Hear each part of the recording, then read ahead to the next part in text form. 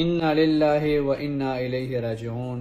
ادم خان چې تاسو ټول به پیژنې په پنډه کې د پولیس په مقابله کې لګېدلی دی او دې وخت کې سایه ورکړې ده. الله تعالی دې ورته مغفرت نصیب کړي. ټول ورته دعا کوي او الله تعالی دې نوې پښتون د دشمنۍ نه وساتي، ځکه چې په دې دشمنۍ کې چې کوم دی بیا خبرې بچي یتیمان شي، ښځه کونډه شي.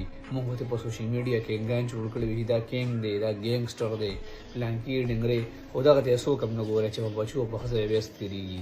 ملک ادم خان د دې دنیا نه لاړو خو ټولو ځوانانو ته یو پیغام پرېښودو چې په دې دشمنۍ کې ما د ګل په شان ځواني بیله، د دې دشمنۍ نه ما څه جوړه نه کړه نو تاسو یې ته نشئ جوړولی. لہذا ووړئ دې دشمنو نه. ملک ادم خان چې په ټول پېښور کې ورته چا بر نه شو کتی، د چا پې وس نه رسېدو، چې خلاف خبره نه شوه کولی، تر دې پورې چې ګلوبل پېټرولیم والا څومره مضبوط خلک دي هغه ورته نه رسېدل.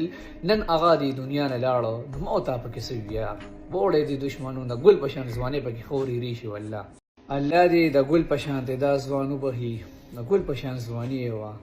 خو حیران په دې یم چې د دوو ریجن پولیس سره یې 3 ګنټې صرف په 3 کسه مقابله کړې ده. حق حیران ورته ناست دی. ملک ادم خان ته به په میډیا باندې خلکو کینګ وي، ته کینګ یې، ته چې کوم دی ګینګسټر یې، پلانکي یې، ډنګرې یې.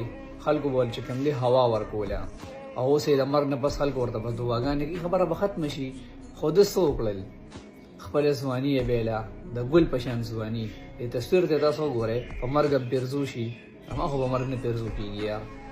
خپل د ګل په شان ځواني یې بیله، خپله مور یې ودردوله، خپل بچي یې یتیمان کړل، خپله ښځه یې کونډه کړه، خپلې خویندې ورونه یې ودردول. او د سوشل میډیا خو چې کوم دی د خلکو د مرګ نه مخکې واه او د خبره وي، د مرګ نه پس چې کوم دی های های، بس خبره ختمه شي.